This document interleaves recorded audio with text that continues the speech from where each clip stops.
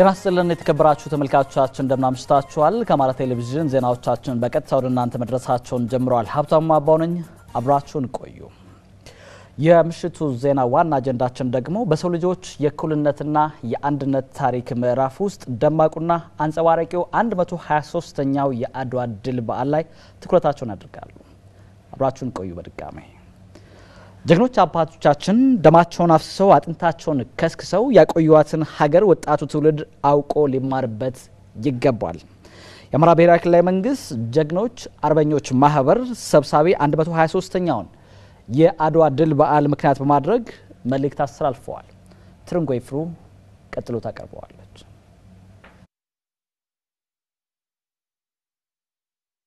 ከአድዋ ጦርነት በፊት ነጮች በጥቁሮች ሽንፈትን አላስተናገዱም በዚህም የአድዋ ድል በዓል የኢትዮጵያን ብቻ ሳይሆን የመላው ጥቁር ህዝቦች በዓል ተደርጎ ይቆጠራል የአማራ ክልል ጀግኖች አርበኞች ማህበር ሰብሳቢ አቶ ዳኝነት አያሌው ጦርነቱ ሁሉንም ብሔር ብሔረሰቦች ያስተሳሰረ ሲሆን ለበርካታ ጣሊያናውያን ሞት ቁስለትና መማረክ ምክንያት ሆኗል ብለዋል ከኢትዮጵያ ብሔር ብሔረሰቦች አንድም የቀረ የለም 5000 የጣሊያን ነጭ ወታደሮች 2000 ከተለያዩ አካባቢዎች የሰበሰባቸው ቅጥረኛ ወታደሮች በድምሩ 7000 የጠላት ወታደር አድዋ ላይ ረገፈ የቆሰለው ደግሞ 2400 ይሆናል ይባላል በዚህ አይነት ድል አደረጉት 1400 የሚሆን ደግሞ ነጭ ወታደሮችን ካንድ ጄኔራላቸው አልቤርቶኒ ከሚባለው ጄኔራላቸው ጋራ ማርከው ወደ አዲስ አበባ ነድተው ወሰዱት የአድዋ ድል የአፍሪካ ጥቁር ህዝቦች ለነጻነታቸው በአንድነት እንዲነሱም በር ከፍቷል ለአፍሪካ ብቻ ሳይሆን ለዓለም ጥቁር ህዝቦችም ምሳሌ ተደርጎ ይወሰዳል ብለዋል ሰብሳቢው በመግለጫቸው ከአድዋ ድል የዓለም ጥቁር ህዝቦች ትምህርት በመውሰድ ለነጻነታቸው እንዲነሱ የአፍሪካ ሀገሮችም ለነጻነታቸው እንዲነሱ ያደረገ ትልቅ ትምህርት የሰጠ መተባበር አንድነት ደግሞ ምን ያህል ኃይል እንደሆነ መተባበር አንድነት ለድል የሚያበቃ መሆኑን ያስመሰከረ ነበር ከዚያ ጊዜ ጀምሮ ኢትዮጵያ በራሷ ጀግኖች የራሷን የግዛት አንድነት የመጠበቅ ዳር ድንበሯን የመጠበቅ የምትችል ሀገር መሆኗን የአውሮፓ መንግስታት አውቀው ከዚህ ጦርነት በኋላ የዲፕሎማቲክ ግንኙነት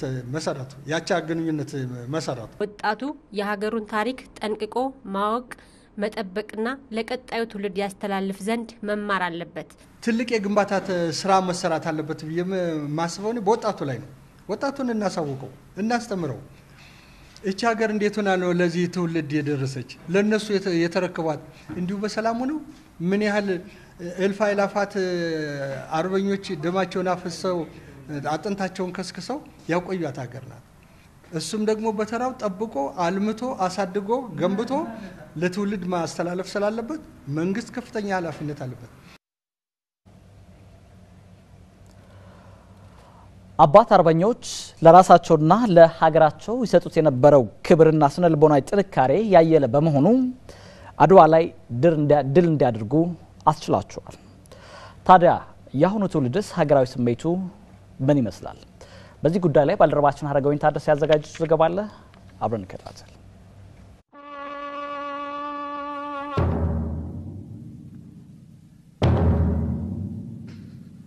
እግዚአብሔር በቸርነቱ እስካሁን ጠላት አጥፍቶ አገር አስፋፍቶ አኖረኝ እኔም እስካሁን በእግዚአብሔር ቸርነት ገዛው እንግዲህ በሞትም ሞት የሁሉ ነውና ስለኔ ሞት አላዝንም ያገሬ ሰው ካሁን ቀደም የበደልኩ አይመስለኝም አንተም እስካሁን አላስቀየምከኝም ጉልበት ያለህ በጉልበትህ እርዳኝ ጉልበት የሌለህ ለልጅህ ለሚስትህ ለሃይማኖት ስትል በሐዘን እርዳኝ ወስልተ የቀረ ግን ኋላ ትጣላኛለህ አልተውህም ማርያምን ለዚህ አማላጅ የለኝም ዘመቻዬ በጥቅምት ነውና የሸዋ ሰው እስከ ጥቅምት እኩሌታ ድረስ ወራይሉ ከተላግኝህ ነበር ያሉት እምዬ ምኒልክ ለትብብር ብለው የተፈራረሙት የውጫሌው ስምምነት አንቀጽ 17 በጣሊያንኛ ቅጁ ተረጅና ጥገኛ አድርጓቸው ቢያገኙትና እንዲስተካከል ያደረጉት ጥረት ባይሳካ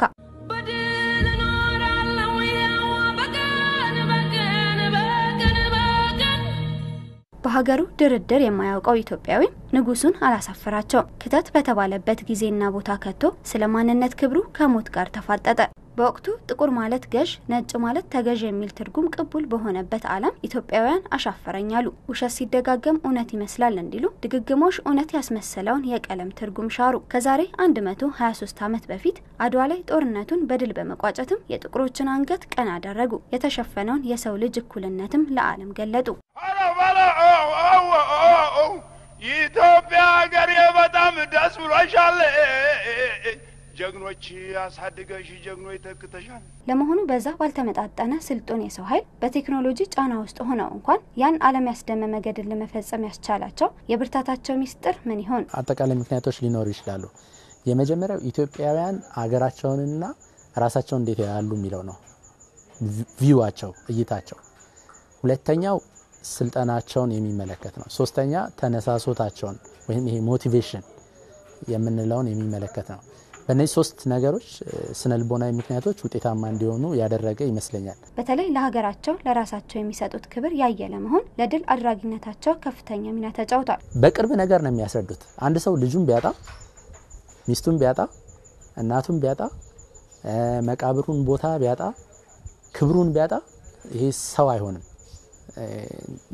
ሰው ለኢትዮጵያውያን ጦርነቱ የኤግዚስተንስ ጉዳይ ነው፣ የህልውና ጉዳይ ነው፣ የህይወት ትርጉም ጉዳይ ነው። ለጣሊያኖች ግን ትርፍ መሬት የማግኘት ከሌሎች አውሮፓ ሀገሮች እኛም ማናንስም ትልቅ ታሪክ አለን ዝና አለን ብሎ የማስመሰከሪያ ነው። ስለዚህ አንደኛው እንግዲህ ራሳቸውን ኢትዮጵያን እንዴት ያያሉ ምንለው ነው።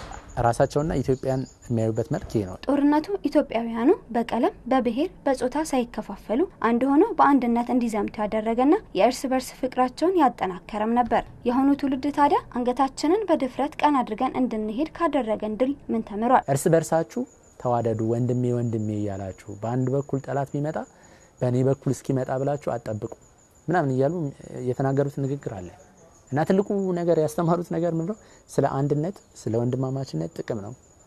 ወይራስ በአሁን ሰዓት ቅኝ አገዛዝ የለም እንጂ ኢትዮጵያ ውስጥ ያለን የእርስ በርስ ግንኙነት በክልሎች፣ በብሔረሰቦች እንደዚህ ልዩነት ኤሪያችን ላይ ብንወስድ በጣም ይሰፋ ነው። አሁን ላይ ደማቸውን አፍስሰው ብዙ መስዋዕትነት ከፍለው አስጠብቀው ያቆዩአትን ሀገር እርስ በርስ ተጠላልተን በጎሳ ተከፋፍለን ራሳችን በራሳችን እጅ እያጠፋናት እንገኛለን። ይህን ታሪክ ለመቀየርና ኢትዮጵያን ዳግም ታላቅ ለማድረግ ታዲያ ከእያንዳንዱ ምን ማድረግ ይጠበቃል? ልዩነቶችን፣ የተለያዩ ብሔሮች፣ የተለያዩ ሃይማኖቶች እንዳሉ ማስተማር ያስፈልጋል። ግን አንዱ በሌላኛው ላይ ጥላቻ እንዲያሳድር ሳይሆን አንዱ በሌላው ላይ ፍላጎት እንዲያሳድር የዛን ቋንቋ ለመማር የዛን ባህር ለማወቅ ለማክበር በሚያደርግ መልኩ ስልጡን አስተሳሰብ ማለት ነው። ጥላቻ ያለው አስተሳሰብ ሳይሆን ስልጡን የሆነ አድዋ ዛሬ ናት፣ አድዋ ትላንት መቼ ተነሱና የወዳደቁት። ለዘመናት ፖለቲካና ታሪክን በማደባለቅ የውዝግብ መሰረት ለማድረግ በመሰራቱ ብሔራዊ ጀግናን ለአንድ ብሔር የመሰየም አዝማሚያ ታሪካዊ ሁኔታ እንደሌለው የታሪክ አዋቂዎች ለአማራ ብዙኃን መገናኛ ድርጅት ገለጹ። ፖለቲካና ታሪክን ለይቶ በማየት ትውልዱ ትክክለኛውን የታሪክ አሻራ በመመርመር ብሔራዊ ጀግኖችን በዘከር ያስፈልጋል ተብሏል። ጽዮን አበበ ከአዲስ አበባ ተጨማሪ አላት። የክብርን፣ የኩራትን፣ የማንነትን፣ የሉዓላዊነትን፣ የፍትህን፣ የሰብአዊ መብትን ዋጋና ምንነት ለማስከበር የተነሱ ጀግኖች በታሪክ አጋጣሚ ይፈጠራሉ። ቀሪው ትውልድም ህይወታቸውን መስዋዕት አድርገው ያመቻቹለትን የነጻነት ህይወት ይኖራል። ለሀገር በተለያየ መንገድ አስተዋጽኦ ያደረጉ በሙሉ በታሪክ ቢጻፉም ባይተረኩም ብሔራዊ ጀግኖች ሆነው ለሀገር ቋሚነት ምሰሶ ይሆናሉ። ለሀገራቸው ክብር ህይወታቸውን ሳይሰስቱ ለሰጡ ኢትዮጵያውያን በቃላዊ ታሪክ፣ በአዝማሪ ግጥም፣ በታሪክ ተጻሕፍት የተለየ ተጋድሎ ያደረጉ ገነው ይወጣሉ። እነሱም እንደ ብሔራዊ ጀግና ተደርገው ይቆጠራሉ ይላሉ የታሪክ ምሁራን። አሁን ላይ ሰዎች በራሳቸው ሁነት ለመፍጠርና ታሪክን አፍርሶ በተሳሳተ መንገድ ከእንደገና ለማደስ በመሞከራቸው ኢትዮጵያዊ ጀግና ከማድረግ ይልቅ ለአንድ ብሔር ጀግኖችን የመሰየም አዝማሚያ እየተፈጠረ ነው ሲሉ ከተለያዩ የሙያ ዘርፍ የተውጣጡ ባለሙያዎች ተናግረዋል።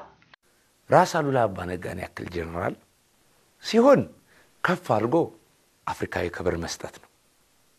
አሁን ግን ኢትዮጵያዊነታቸውን ራሱ ነጥቀን ወስደን የሆነ ሰፈር ከጣልናቸው አጼ ሚኒሊክን ያክል ነገር እስከ አውሮፓ እስከ አሜሪካ የዘመኑ መነጋገሪያ የሆኑ ታላቅ ጥቁር ሲሆን እስከ ማዳጋስካር ሲሆን እስከ ካሪቢያን ያላሉ ጥቁሮች ምልክት ማድረግ ሲገባን ከዛ አሳልፈን አጥረን ካንጎለላ እንዳይወጡ ካደረግናቸው አሁንም አላከበርናቸው የሰዎቹን ልክ አላገኘነው የቀደሙትን ልክ አለማግኘት ይመስለኛል አንደኛው ችግራችን የነሱ ልክ ትልቅ ነው አበባ አረጋይን የአማራ ብቻ ጀግና እናረጋውም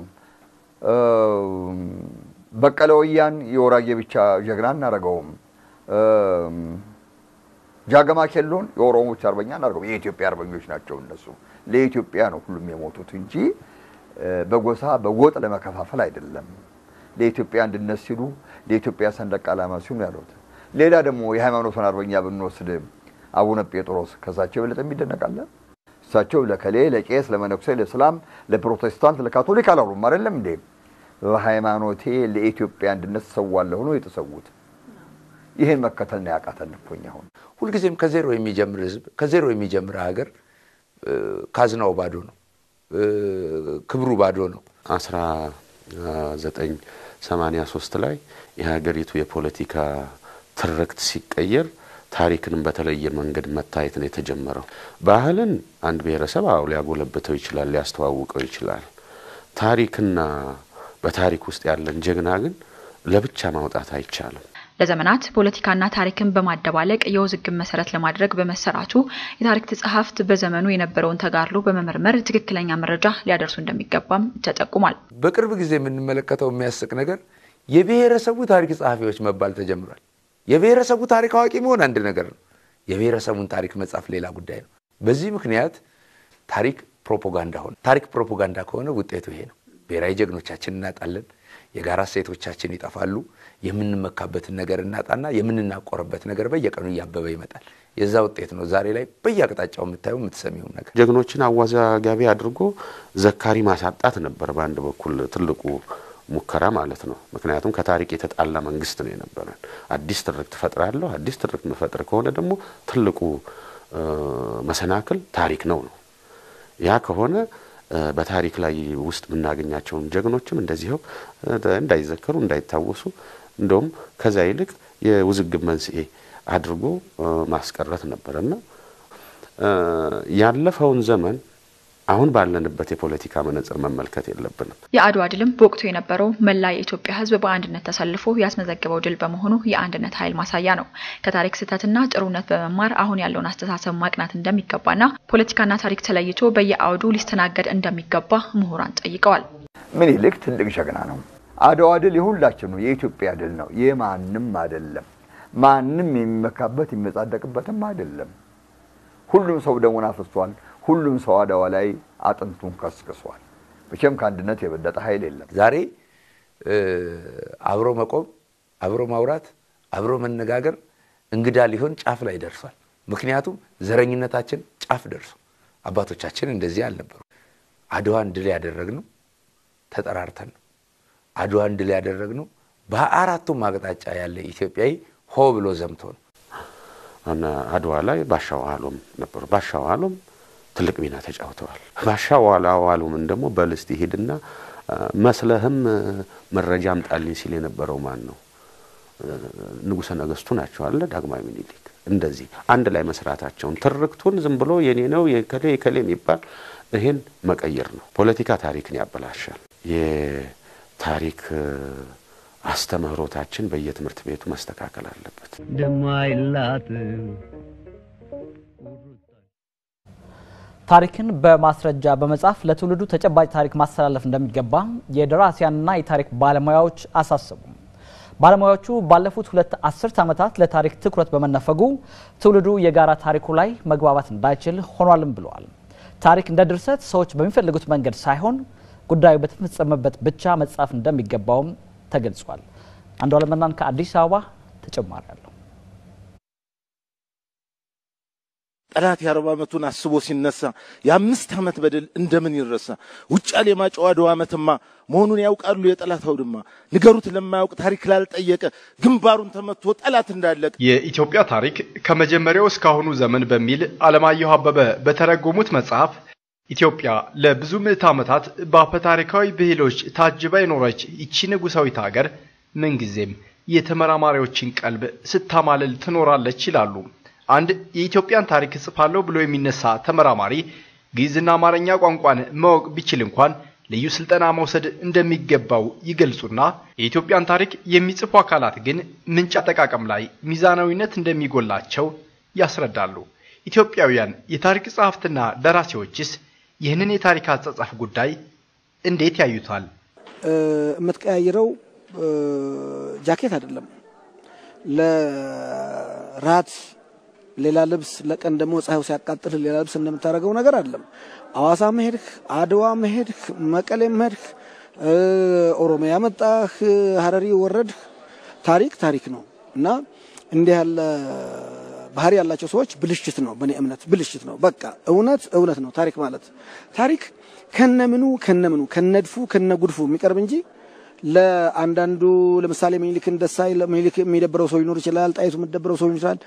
እውነት ግን እውነት ነው። የታሪክ ፍቅር ያላቸው የታሪክ ዕውቀት ያላቸው መረጃ ያላቸው ስለሚጽፉት ነገር ያንን መረጃ ደግሞ በስርዓት አደራጅተው አይተው ገምተው የሚጽፉ አደራጅተው የሚጽፉ ሰዎች ናቸው። አንዱ በመንጣ ለሱ የሚስማማውን እንድትጽፍለት ወይም ደግሞ ለሱ የማይስማማው የጻፈ ካለ ወስዶ የማሰር የመግደል አይነት ነገር ስለነበረ ነፃነት ስላልነበረው ያደራሲ በዚህ መልኩ እየፈራ ለመኖር ሲል የሚጽፈው የነበረ ነው። እስካሁን ስናየው ያለ በቂ ምንጭና ማጣቀሻ የሚጻፉ ታሪኮች አድዋ ላይ ያለንን የአንድነት ግንዛቤ እንዳሳሳቱትም ደራሲያኑ አስረድተዋል። አሁን ምንድነው የተፈጠረው?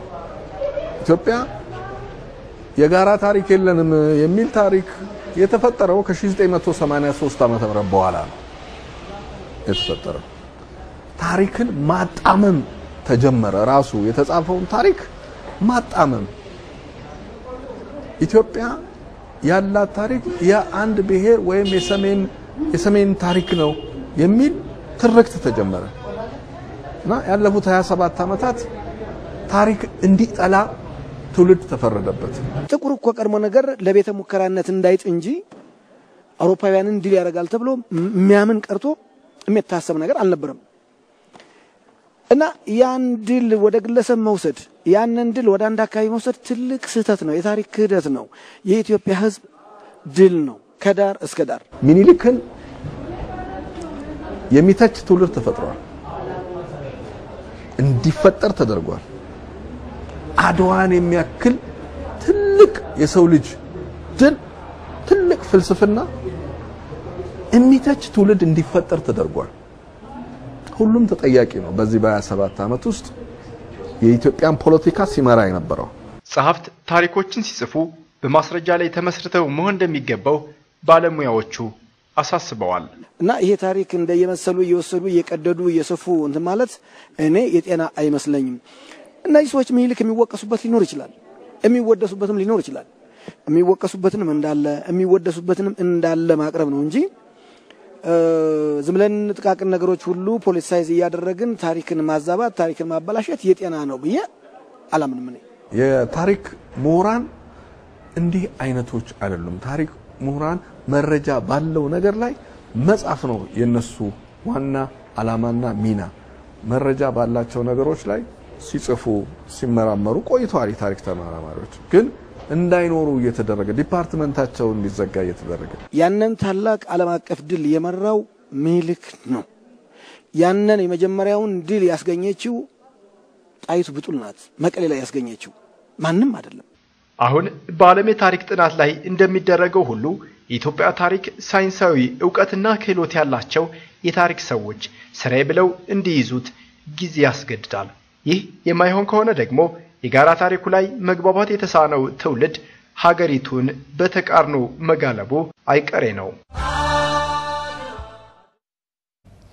ሀገራችን ኢትዮጵያ ካላት ሰፊ ታሪካዊና ማህበረሰባዊ ሀብት ጋር ሲነጻጸር አድዋ የሰጠንን ክብር ያክል ኪነጥበብ ታሪኩን እየዘከረ እንዳልሆነ የኪነጥበብ ባለሙያዎች ተናገሩ። ኪነጥበብ ታሪክን ሰድሮ በመያዝ እና ትክክለኛውን ታሪክ ለትውልድ በማስተላለፍ በኩል ቀዳሚ ሚና ያለው በመሆኑ አድዋን በሚገባ መዘከር እንደሚገባም ባለሙያዎቹ ተናግረዋል። ራሄል ደምለው ከአዲስ አበባ ተጨማሪ አላት። አድዋ የኩሩ ደም ባንቺ ጽዋ ታድማ በመዘንበሏ አጽምሽ በትንሣኤ ነፋስ ደምሽ በነጻነት ህዋስ ሲቀሰቀስ ትንሣኤዋ ተግ ሲል ሲንር ትቢያዋ ብርትር ሲል ጥሪዋ ድውልም ሲል ጋሻዋ ሲያስተጋባ ከበሮዋ ሲያስገመግም ዳኘው መድፏ ያባ መቻል ያባ ዳኘው ያባ ነፍሶ ያባ ቃኘው ያባ በለው በለው ሲለው በለው በለው በለው በለው በርካቶች የተቀኙለት የመላው ጥቁር አፍሪካውያን ድል ዛሬም በኢትዮጵያውያን ልብ ውስጥ ይኖራል። ኪነጥበብ በወቅቱ ጦር ሰብቆ የመጣውን ወራሪ በቀረርቶ በሽለላ በፉከራና በግጥም በማዋዛት ወራሪው የጣሊያን ፋሺስት ጦር እጁን እንዲሰጥና ኢትዮጵያ ለአፍሪካ ኩራት የሆነውን የአድዋ ድል እንድትመታ ኪነጥበብ ትልቅ ድርሻ ተወጥታለች። ኪነጥበብ ታሪክን ሰድሮ በመያዝና ትክክለኛውን ታሪክ ለትውልድ በማስተላለፍ በኩል ቀዳሚ ሚና ቢኖራትም ኢትዮጵያ ካላት ሰፊ ታሪክና ማህበረሰባዊ ሀብት ጋር ሲነጻጸር ግን በጅምር ደረጃ ነው። በተለይ ደግሞ አድዋ የሰጠንን ክብር ያክል ኪነጥበቡ ለትውልድ ታሪክን እየዘከረ እንዳልሆነ ባለሙያዎች ይስማማሉ። መዝሙሮቻችንም በሙዚቃችን በስዕላችን በቲያትራችን አድዋን የሚያክል የአድዋን ከፍታ የሚመጥን ስራ ሰርተናል ወይ ብለን ራሳችንን ከጠየቅን ይሄ እንደኔ እንደግል እይታ ገና ትውልዱ የአድዋን ጉዳይ አጠናቆ ያወቀው አይደለም። ለዛም ነው በሰጠው ትርጉም ምክንያት በሚፈለገው ደረጃ ጥበባዊ ስራ ያልሰራው ብዬ አምናለሁ። የአድዋ በዓልና የአድዋ ድል የሚፈለገውን ያህል በተከታታይ በየትውልዱ ተዘክሯል ለማለት እኔ እቸገራለሁ። የድሉን ከፍታ ያክል ያመጣልንን ዓለም አቀፋዊ ዕውቅና ያክል ኢትዮጵያን የሰጣትን ትልቅ ሞገስ ያክል በስነ ጥበቡ በደንብ ተነስቷል ለማለት አይቻልም። ሙከራዎች ናቸው የተደረጉት። አንዳንዶቹ በጣም ሸጋ ሙከራዎች ናቸው ከፍ ያሉ ለመቼውም ጊዜ ሊጠቀሱ የሚችሉ ለምሳሌ እንደ የጂጂ ስራ መቼም በምንም መልኩ ተኪ የሌለው ስራ ነው።